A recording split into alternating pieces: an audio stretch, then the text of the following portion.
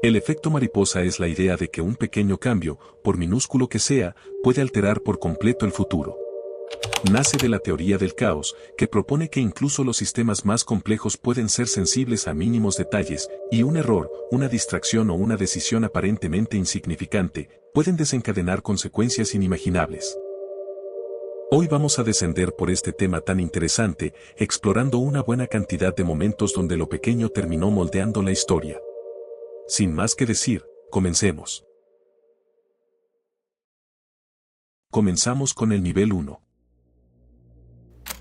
Antes que nada, comencemos hablando del verdadero punto de partida de la idea moderna conocida como efecto mariposa, una noción que muchas personas asocian con caos, clima y consecuencias impredecibles de pequeños cambios. En 1961, un meteorólogo llamado Edward Lorenz no estaba intentando cambiar la historia, solo quería repetir una simulación del clima. Trabajaba con una computadora primitiva, enorme y ruidosa, de esas que ocupaban una habitación entera.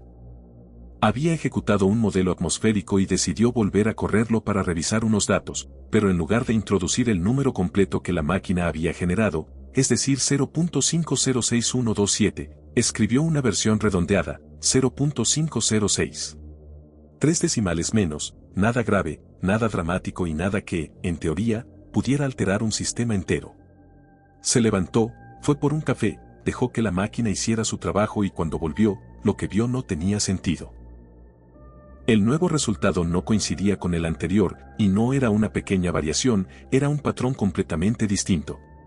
Al principio pensó que la máquina se había averiado, que alguna válvula había fallado o que el programa tenía un error, pero al revisar los datos entendió que la única diferencia entre ambas simulaciones eran esos 3 decimales que había eliminado al redondear el número.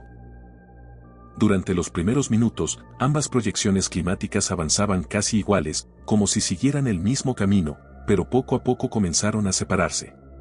La segunda simulación empezó a desviarse levemente, luego más, y después de cierto punto ya no se parecía en nada a la original. Donde antes el modelo mostraba una secuencia concreta de cambios atmosféricos, ahora aparecía otra completamente distinta, no una pequeña distorsión acumulada, era otro futuro posible. Fue entonces cuando Edward Lorenz comprendió que no estaba observando un simple error de cálculo, sino una característica profunda del sistema que estaba estudiando. El clima no era lineal ni perfectamente predecible, era extremadamente sensible a sus condiciones iniciales. Una variación diminuta, prácticamente invisible, podía crecer con el tiempo hasta alterar por completo el resultado final. Años después, al intentar explicar esta idea en una conferencia, propuso que el aleteo de una mariposa en un lugar del mundo podría, en teoría, influir en la formación de un tornado en otro. No porque la mariposa tenga un poder mágico, sino porque en sistemas complejos, pequeñas diferencias se amplifican. Ese descubrimiento no solo cambió la meteorología, dio origen a lo que hoy conocemos como teoría del caos. Y aunque nació en una computadora rudimentaria de 1961, la implicación era enorme porque, si el clima funciona así, ¿cuántos otros aspectos de nuestra realidad también lo hacen? ¿Cuántos eventos históricos, decisiones humanas o accidentes insignificantes habrán crecido en silencio hasta convertirse en puntos de inflexión irreversibles? El efecto mariposa no es una metáfora poética, es la constatación de que el mundo es más frágil y más impredecible de lo que nos gustaría admitir, y todo comenzó con 3 decimales que parecían no importar.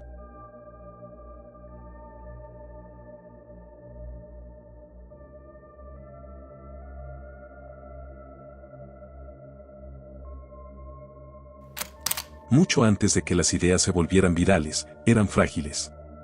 Dependían de una mano que copiara, de un monasterio que las guardara y de una autoridad que decidiera si podían existir. Un libro podía tardar meses o años en reproducirse, y cada copia introducía errores, porque el conocimiento no era libre, era escaso, caro y controlado. En la ciudad de Maguncia, en el Sacro Imperio Romano Germánico, un orfebre llamado Johannes Gutenberg no buscaba desatar revoluciones religiosas ni transformar la política europea, buscaba que sus letras no se deformaran. Y sí, los chinos ya habían experimentado siglos antes con tipos móviles de madera y arcilla, pero esos materiales se desgastaban o no soportaban una presión suficiente. Gutenberg entendía los metales, sabía que el plomo puro era demasiado blando y que al enfriarse se contraía, arruinando la forma exacta de cada carácter. Su obsesión no fue la prensa, fue la composición del metal, y tras múltiples intentos, encontró una combinación precisa de plomo, estaño y antimonio. El detalle clave era el antimonio, un elemento con una propiedad extraña ya que al enfriarse, se expande ligeramente. Esa expansión permitía que la letra llenara el molde con exactitud y, al mismo tiempo, fuera lo bastante dura para soportar miles de impresiones sin deformarse. No era magia, era metalurgia, pero esa aleación convirtió a los tipos móviles en un sistema industrialmente viable, y ahí comenzó la reacción en cadena. Por primera vez en la historia europea, un texto podía reproducirse en cientos o miles de copias idénticas y ya no dependía de la paciencia de un copista ni de la aprobación de una institución, por lo que el conocimiento dejó de ser un privilegio lento y se convirtió en algo multiplicable. Un siglo después, cuando el monje alemán Martín Lutero clavó sus 95 tesis en 1517, no quedaron como simples hojas aisladas.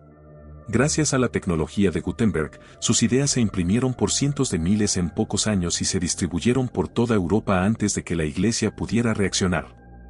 Lo que antes habría sido una herejía silenciada se convirtió en la Reforma Protestante, dividiendo el continente y contribuyendo a conflictos devastadores como la Guerra de los 30 años.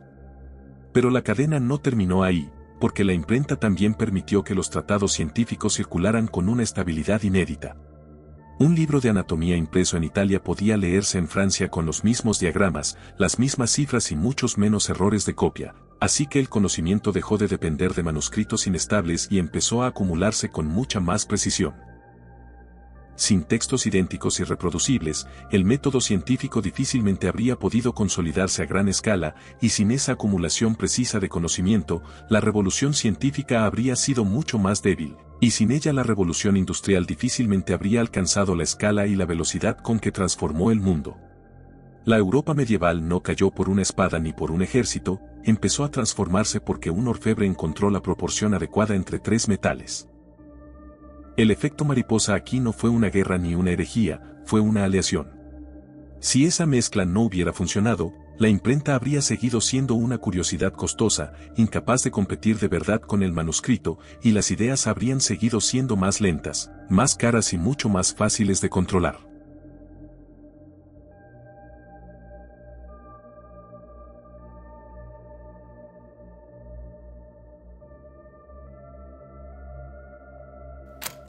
Hay descubrimientos que parecen accidentes, pero este no fue solo un accidente, fue una secuencia improbable que se sostuvo por decisiones mínimas. En septiembre de 1928, en el Hospital St. Mary's de Londres, Alexander Fleming regresó de vacaciones y comenzó a revisar unas placas de cultivo con estafilococos que previamente había sembrado. Fleming no era un científico distraído tropezando con suerte pura, llevaba años estudiando infecciones hospitalarias y estaba frustrado porque los antisépticos disponibles mataban bacterias pero también dañaban el tejido humano. Entre sus placas encontró una contaminada por un moho, algo que no era raro en los laboratorios de los años 20, la contaminación era común y lo normal era desechar el cultivo sin pensarlo. Lo inusual no fue el moho, lo inusual fue que no la tiró de inmediato. Antes de descartarla, notó que alrededor del hongo había un halo transparente, una zona limpia donde las bacterias no crecían, algo extraño porque no era que el moho compitiera con ellas, el moho las destruía. El hongo pertenecía al género Penicillium, así que la sustancia que liberaba fue llamada penicilina. Fleming publicó el hallazgo en 1929, pero el mundo prácticamente ni reaccionó porque la penicilina era inestable, difícil de purificar y casi imposible de producir en cantidad. Así que durante más de una década, el descubrimiento quedó enterrado en revistas científicas. Si la historia terminaba ahí sería apenas una curiosidad de laboratorio, pero a finales de los años 30, en la Universidad de Oxford, investigadores retomaron aquel artículo olvidado logrando aislar la sustancia justo cuando estallaba la Segunda Guerra Mundial y la guerra lo cambia todo. Las infecciones mataban a más soldados que las balas, por lo que Estados Unidos invirtió recursos industriales masivos para producir penicilina a gran escala y en pocos años, la mortalidad por infecciones en el frente cayó de forma drástica. Ahí ocurre el verdadero efecto mariposa estructural, ya que la penicilina permitió cirugías más seguras, trasplantes, quimioterapias y hasta unidades de cuidados intensivos. La esperanza de vida en el siglo XX aumentó radicalmente en parte gracias a los antibióticos, pero aquí es donde la historia se vuelve inquietante. En 1945, al recibir el premio Nobel, Fleming advirtió públicamente que el uso inadecuado de la penicilina generaría resistencia bacteriana, y explicó que exponer microbios a dosis insuficientes los entrenaría para sobrevivir. Eso no fue una predicción posterior, fue una advertencia directa, y como suele ocurrir con las advertencias incómodas, el mundo avanzó sin escucharla del todo. Durante décadas, los antibióticos se utilizaron de forma masiva, desde la automedicación, tratamientos abandonados antes de tiempo, prescripciones innecesarias y uso extendido en la ganadería para acelerar el crecimiento animal. No fue un error aislado, fue un patrón repetido a escala global y cada uso innecesario ejercía presión evolutiva, porque las bacterias que sobrevivían se multiplicaban, mutaban e intercambiaban genes de resistencia entre especies distintas. Hoy existen bacterias resistentes a múltiples fármacos, de hecho, la Organización Mundial de la Salud ha advertido sobre la posibilidad de una era post-antibiótica, donde infecciones comunes y procedimientos rutinarios vuelvan a ser potencialmente mortales. Una placa contaminada no solo abrió la era de los antibióticos, también empujó a las bacterias a evolucionar contra ellos, y sí, ganamos la primera batalla de forma espectacular, pero esa misma victoria cambió las reglas de la guerra.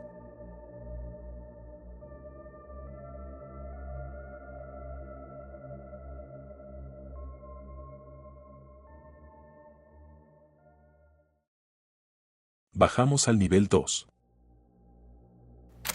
Hace 66 millones de años, una roca de unos 10 a 15 kilómetros de diámetro impactó contra la Tierra a más de 20 kilómetros por segundo. No fue un meteorito cualquiera, fue el que dejó el cráter de Chicxulub enterrado bajo la península de Yucatán y el que marcó el final del Cretácico. La energía liberada equivalió a miles de millones de bombas atómicas, provocando tsunamis de cientos de metros, incendios globales y un megaterremoto que hizo vibrar el planeta durante días. Hasta ahí, todo parece fuerza bruta, no un aleteo, pero el verdadero vértigo no está solo en el tamaño de la roca, sino en el lugar exacto donde cayó.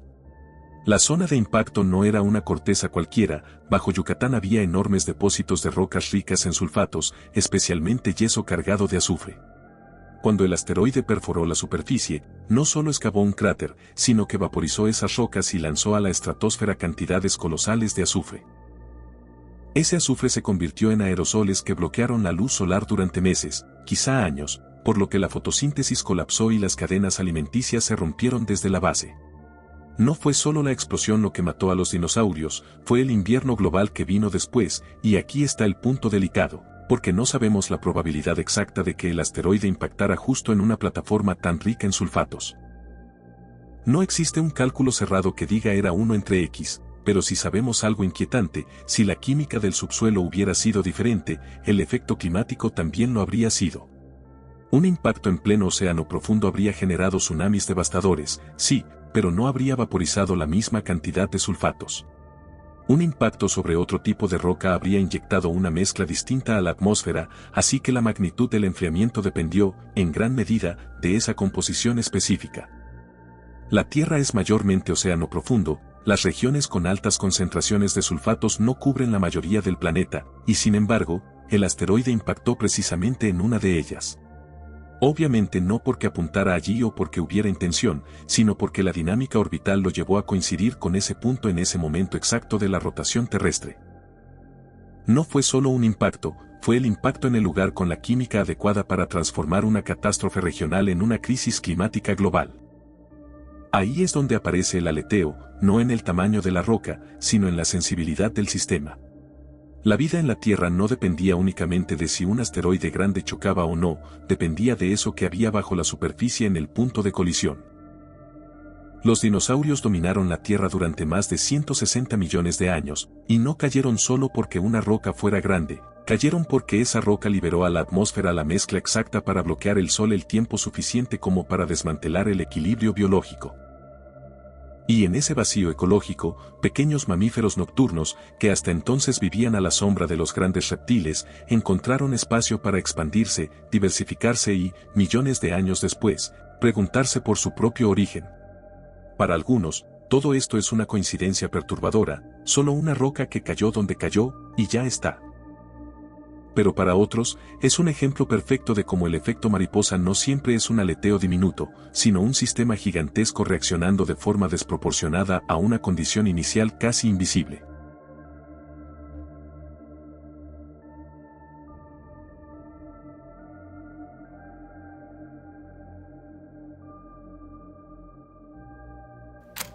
En abril de 1815, un colosal estratovolcán ubicado en la actual Indonesia, conocido como el Monte Tambora, protagonizó la erupción más potente jamás registrada en la historia humana.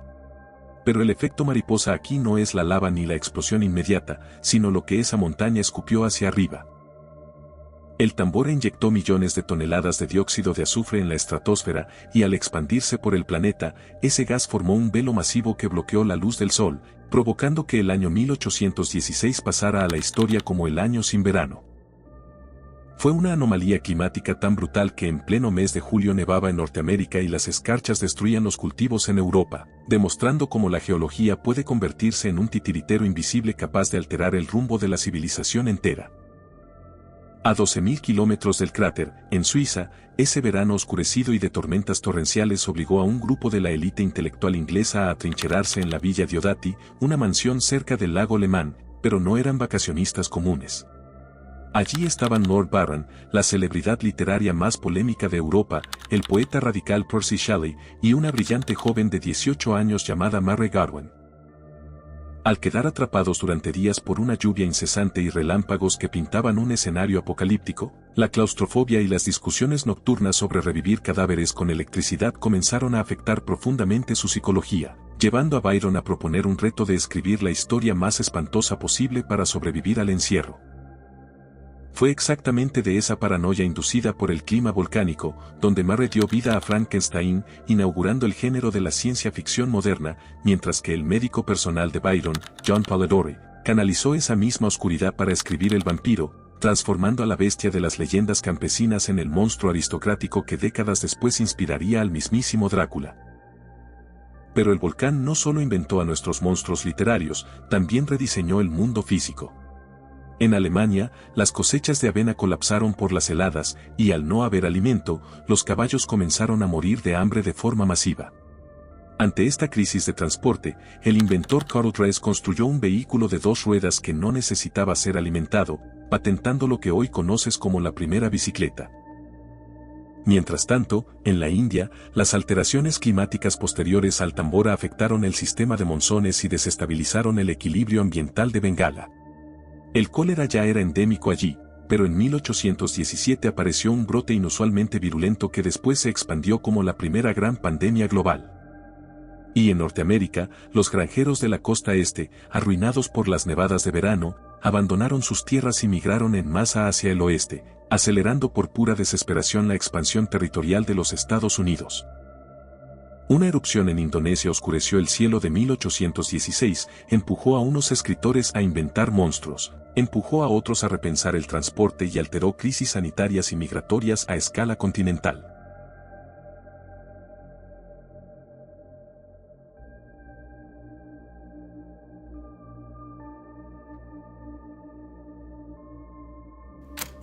Hay operaciones encubiertas que fracasan por traiciones o filtraciones, pero esta comenzó a desmoronarse por algo mucho más pequeño.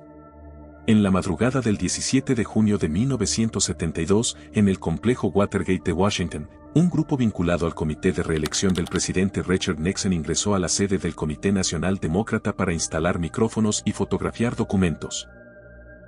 No era improvisación, era una operación política clandestina, y para evitar que las puertas del estacionamiento se cerraran y tener una vía de escape rápida, cubrieron los pestillos con cinta adhesiva.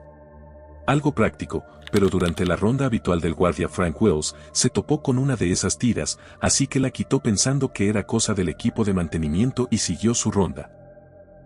Si en ese momento hubiera terminado su turno sin volver a pasar por allí, probablemente el allanamiento habría seguido su curso sin interrupciones, pero regresó y vio una cinta nuevamente colocada. Ese segundo vistazo fue el primer aleteo, porque Wills decidió llamar a la policía. Aquí la cadena se vuelve interesante, ya que la patrulla uniformada que debía responder estaba ocupada en otra cosa, así que el despacho redirigió el aviso a un equipo cercano de agentes de civil que trabajaban en narcóticos. Llegaron en un coche sin insignias, vestidos como ciudadanos comunes. Los conspiradores tenían un vigía en un hotel cercano cuya misión era alertar si veía patrullas llegar, pero no vio sirenas, no vio uniforme y no vio nada que pareciera oficial. Cuando el vigía entendió lo que ocurría, los agentes ya estaban dentro del edificio. Si hubiera llegado una patrulla marcada con luces encendidas, el aviso habría sido inmediato y los intrusos habrían escapado por la escalera antes del arresto, pero en lugar de eso, fueron sorprendidos y detenidos en flagrancia. Ahí el efecto mariposa deja de ser una metáfora y se convierte en una estructura porque, una cinta llama la atención, un guardia insiste, una patrulla no está disponible, agentes de civil llegan sin ser detectados. Los arrestos permiten rastrear el dinero que financiaba la operación y el dinero conduce a figuras cercanas a la Casa Blanca. Lo que siguió fue el escándalo de Watergate, con investigaciones periodísticas persistentes, audiencias en el Senado, revelación de grabaciones secretas y un intento sistemático de encubrimiento que terminó por erosionar la legitimidad presidencial. La Corte Suprema obligó a entregar las cintas de la Casa Blanca y en ellas quedó registrada la obstrucción de la justicia, así que el 8 de agosto de 1974, Richard Nixon anunció su renuncia, convirtiéndose en el único presidente de Estados Unidos en hacerlo. La cinta no derribó por sí sola a un presidente, pero fue el punto donde lo invisible comenzó a hacerse visible, y cuando lo invisible se vuelve visible el poder deja de ser intocable.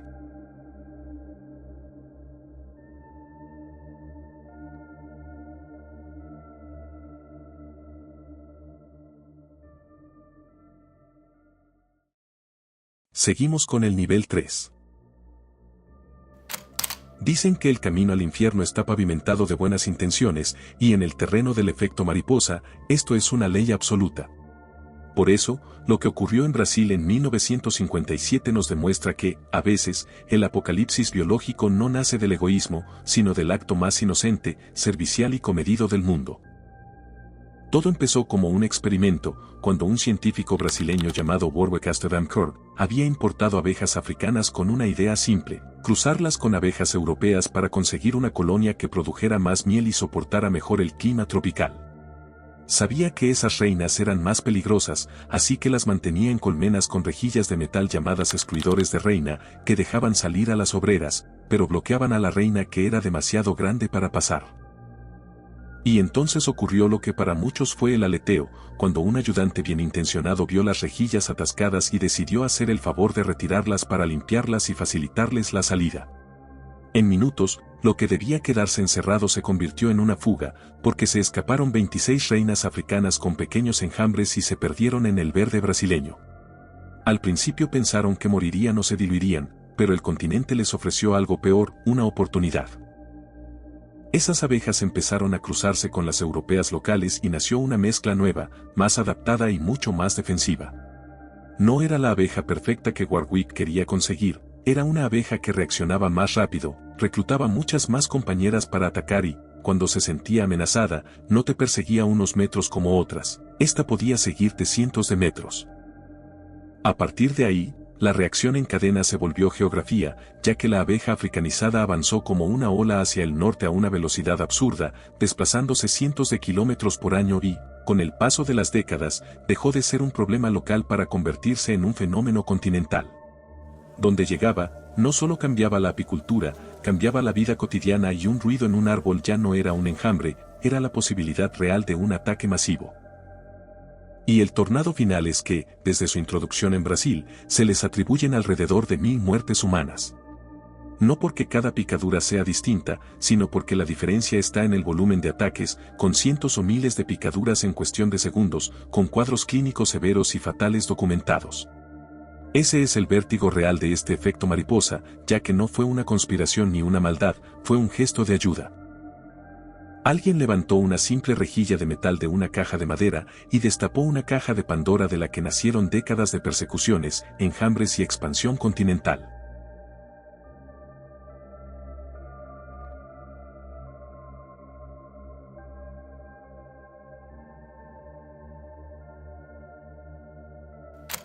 La introducción de unos pocos conejos no hará ningún daño y ya de paso podría aportar un toque de hogar. Con esa justificación, atribuida al colono inglés Thomas Austin en 1859, importó y liberó en su finca de Baldwin Park, en Victoria, un pequeño lote de conejos europeos para cazarlos.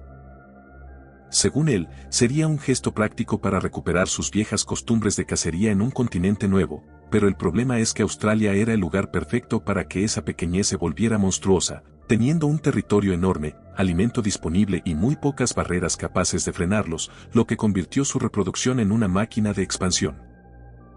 Al principio parecía que solo merodeaban los límites de la propiedad, pero con pocos depredadores capaces de controlarlos y un clima que en muchas zonas les permitió reproducirse casi todo el año, la situación se salió de control con una velocidad ridícula.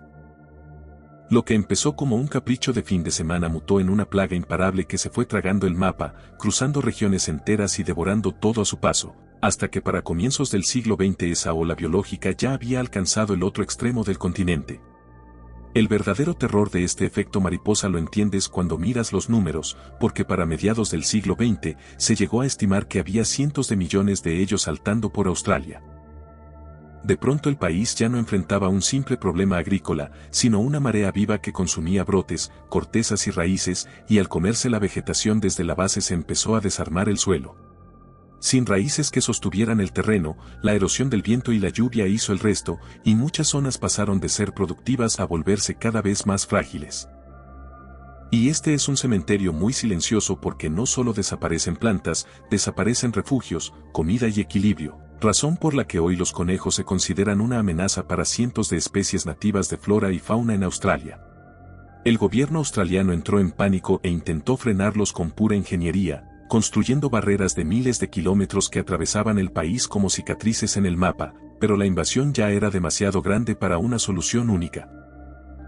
Entonces llegó la parte más oscura y loca de esta historia, la guerra biológica. En 1950 se liberó deliberadamente el virus de la mixomatosis y décadas después el calicivirus, en un intento desesperado por masacrar a la población invasora porque las soluciones tradicionales ya no servían. Pero ni siquiera ahí terminó todo. Con el tiempo, los conejos empezaron a desarrollar resistencia a la mixomatosis y décadas después ocurrió algo parecido con el calicivirus.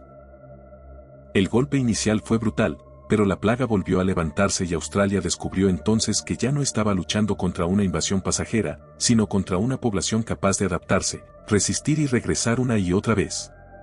Y así, lo que empezó en 1859 como una liberación casi ridícula, terminó convirtiéndose en una guerra ecológica de largo plazo que todavía hoy obliga a combinar virus, control humano y vigilancia constante para evitar nuevos repuntes.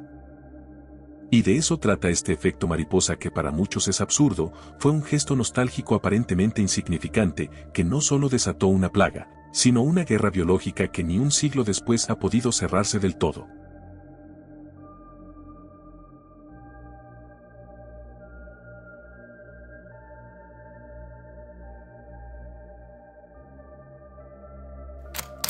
Todos conocemos la peste negra como una catástrofe que arrasó con Europa en el siglo XIV, pero lo interesante es si lo ves no como una simple epidemia medieval, sino como una cadena de accidentes biológicos y humanos que empezó siendo casi invisible. La protagonista de esta historia es Yersinia pestis, una bacteria antiquísima que llevaba miles de años existiendo en ecosistemas de Asia, moviéndose sobre todo entre roedores salvajes, como si estuviera atrapada dentro de un rincón remoto de la naturaleza del que no podía salir por sí sola. El primer aleteo aparece porque en algún punto de su evolución, la bacteria desarrolló adaptaciones que le permitieron sobrevivir dentro del cuerpo de las pulgas. Al multiplicarse en su aparato digestivo, podía formar un bloqueo que impedía al insecto alimentarse bien, y entonces la pulga quedaba hambrienta, picaba una y otra vez y, en ese intento desesperado por comer, regurgitaba sangre infectada dentro de la herida del siguiente huésped. En otras palabras, una bacteria que antes estaba limitada a un ecosistema encontró un método brutalmente eficaz para moverse de un cuerpo a otro, y eso ya es grave. Pero incluso esa mutación no bastaba para convertirla en una pesadilla continental, la peste seguía necesitando algo más, algo así como una red capaz de sacarla de su entorno y ponerla a viajar por el mundo. Y ese segundo aleteo llegó cuando Eurasia se volvió cada vez más interconectada por las grandes rutas comerciales. Eso significa que mercaderes, caravanas, animales de carga, pulgas, roedores y mercancías empezaron a cruzar distancias inmensas, uniendo regiones que antes estaban mucho más separadas. Ahí fue cuando la bacteria dejó de estar encerrada en la naturaleza ya que, escondida en pulgas y roedores que viajaban junto al comercio, avanzó por tierra, alcanzó puertos, Subió a barcos y terminó cruzando el Mediterráneo. En 1347 entró en Europa por puntos como Sicilia, y desde ahí la cadena de contagio explotó con una violencia casi imposible de detener. Lo que siguió fue una demolición demográfica porque, en muchas estimaciones, la peste negra acabó con entre un tercio y la mitad de la población europea. Ciudades enteras quedaron vaciadas, aldeas se apagaron, campos quedaron sin cultivar y la sensación general no era solo de enfermedad, sino de un derrumbe del mundo conocido. Y aquí viene la parte más inquietante del efecto mariposa, porque el verdadero cambio histórico no estuvo solo en los muertos, sino en lo que la falta de vivos le hizo a Europa. Cuando murieron tantos campesinos, artesanos y trabajadores, de pronto empezó a faltar algo que durante siglos había parecido inagotable, la mano de obra. Los señores necesitaban gente para sembrar, cosechar, cuidar animales, reparar tierras y sostener la producción, pero ahora había menos personas para hacer ese trabajo, y eso volvió muchísimo más valiosos a los sobrevivientes. Ese desequilibrio alteró relaciones que parecían eternas y en muchas regiones los trabajadores pudieron exigir mejores pagos, mejores condiciones o más libertad para moverse, porque ya no era tan fácil reemplazarlos. Y cuando la base laboral del sistema empezó a resquebrajarse, también empezó a debilitarse parte del viejo orden feudal que había sostenido a la Europa medieval durante siglos. La peste no creó por sí sola el mundo moderno, ni inventó mágicamente el renacimiento de un día para otro, pero sí golpeó con tanta fuerza la economía, la estructura social y la mentalidad de Europa que ayudó a abrir transformaciones duraderas. Lo que había empezado como una adaptación microscópica en una bacteria terminó alterando la distribución del trabajo, del poder y de la riqueza en buena parte del continente. Y eso es lo perturbador de este caso, porque el aleteo no empezó con un emperador, ni con una guerra, ni con una gran decisión política. Empezó con algo diminuto, una bacteria que encontró una pulga que encontró una ruta, y una ruta que encontró un continente entero al que podía cambiar para siempre.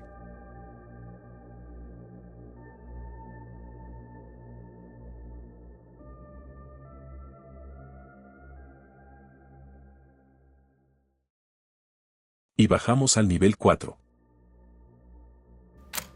A comienzos de 1914, Europa no estaba en paz, estaba en pausa.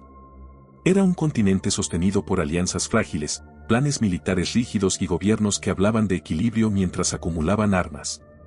En ese escenario, el 28 de junio, el heredero del imperio austrohúngaro Francisco Fernando visitó Sarajevo, una ciudad marcada por tensiones nacionalistas tras la anexión de Bosnia. No era una visita inocente, pero tampoco era una misión suicida porque la seguridad estaba organizada, el recorrido trazado, y aún así, todo empezó a torcerse. Un grupo de jóvenes conspiradores se distribuyó a lo largo de la ruta y uno de ellos lanzó una bomba contra el automóvil del archiduque. Falló, pero el artefacto explotó detrás del vehículo hiriendo a varias personas y el atentado parecía frustrado. El heredero sobrevivió y decidió continuar con su agenda, pero más tarde pidió modificar el recorrido para visitar a los heridos en el hospital. El cambio fue aprobado pero no comunicado correctamente a todos, así que el conductor siguió la ruta original, giró donde no debía y le gritaron que se había equivocado, así que frenó y retrocedió para salir de la calle por donde había ingresado. Y justo se detuvo frente a un comercio donde, por pura casualidad, se encontraba uno de los conspiradores que ya había asumido que todo había salido mal, Gavrilo Princip. Todo se alineó para que Princip estuviera en el momento exacto por pura coincidencia, así que sacó su arma y disparó 2 veces, matando al archiduque y a su esposa. Ahora bien, es necesario aclarar que el asesinato no creó las tensiones europeas, no construyó el sistema de alianzas y no inventó el militarismo ni los planes de movilización automática. Europa ya era un polvorín, pero lo que hizo esa bala fue activar la crisis de julio en ese momento exacto, y el momento sí importaba. Si el atentado hubiera fracasado por completo, es probable que Austria no hubiese enviado un ultimátum inmediato contra Serbia en julio de 1914, y sin ese ultimátum en ese calendario concreto, Rusia no habría sentido la presión de movilizar sus tropas en cuestión de días para no perder ventaja estratégica. Y si Rusia no movilizaba en ese momento exacto, Alemania no activaba su plan militar, que estaba calculado para responder de forma casi mecánica a una movilización rusa. Y ahí está el punto delicado, los planes de guerra europeos no eran flexibles ni diplomáticos, eran cronómetros. Una vez que uno comenzaba a moverse, los demás reaccionaban por miedo a quedar en desventaja, Y en cuestión de semanas el continente entero quedó atrapado en una cadena de declaraciones de guerra que ya nadie pudo detener sin asumir que sería el perdedor. El conductor que tomó la calle equivocada no inventó el nacionalismo, ni el militarismo, ni las ambiciones imperiales, pero sí colocó la bala en el instante preciso que puso en marcha ese mecanismo hipersensible. Una pequeña variación en la ruta de un automóvil terminó empujando una cadena de decisiones que dejó 20 millones de muertos, derribó imperios enteros y reconfiguró el mapa político del mundo, pero sobre todo dejó una Alemania humillada, endeudada y resentida, un país donde millones de personas comenzaron a buscar respuestas simples para una derrota incomprensible. Y en ese clima, años después, un veterano de guerra frustrado encontraría el escenario perfecto para prometer venganza, grandeza y redención nacional. El siglo aún no lo sabía, pero aquel disparo en Sarajevo no solo había iniciado una guerra, sino que había preparado el terreno para una segunda.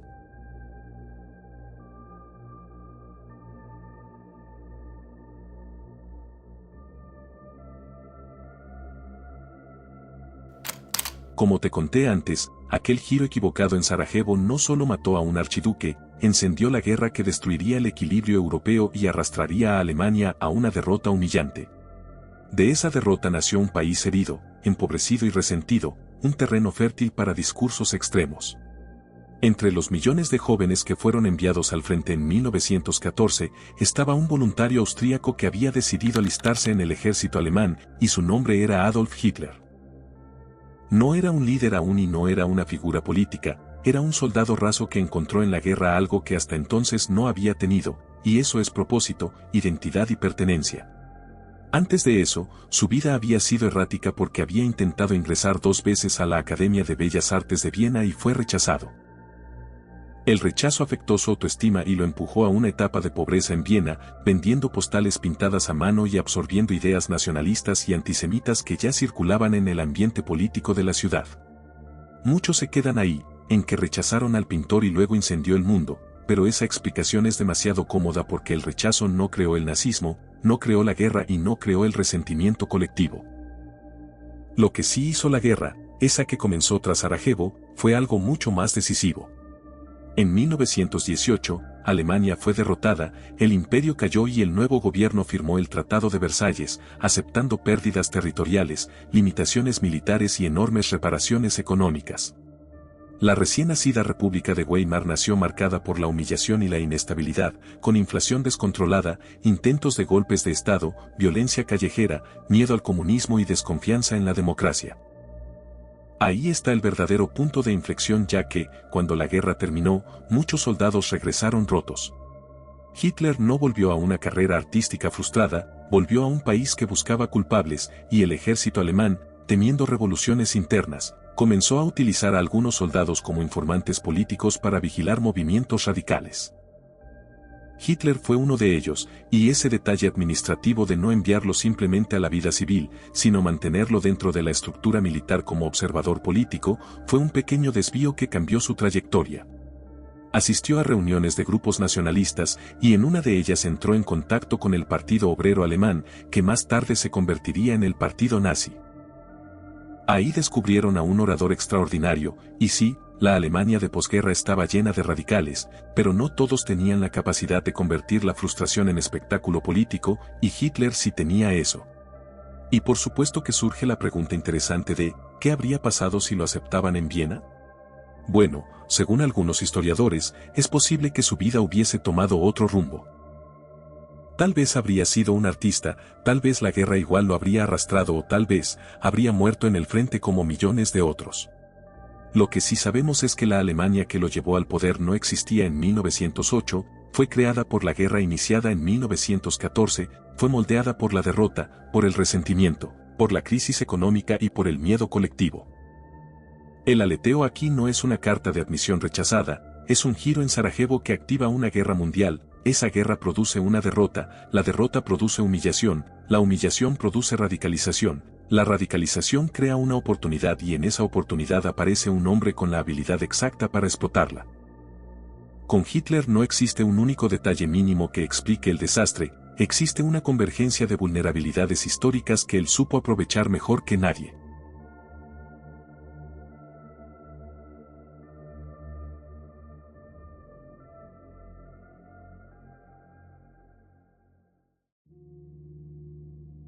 El efecto mariposa nos recuerda que la historia está llena de momentos frágiles. Pequeños eventos que parecían insignificantes terminaron cambiando el destino de millones, y lo más inquietante es que, cuando ocurren, nadie sabe todavía que el mundo acaba de desviarse. Si este video te entretuvo y te pareció interesante, entonces déjame tu pulgar arriba y comenta qué efecto mariposa conoces, me encantaría leerlos. Y si no quieres perderte próximas entregas, entonces te invito a suscribirte y a activar la campanita, de esa forma YouTube te avisará cada vez que subo nuevo contenido, o al menos lo intentará. Desde acá enviamos un agradecimiento especial a la maravillosa Tomoyo, quien realizó las espectaculares miniaturas que viste en este video. Muchas gracias por llegar al final, espero verlos nuevamente en un próximo enigma. Esto fue el laberinto del misterio, hasta pronto.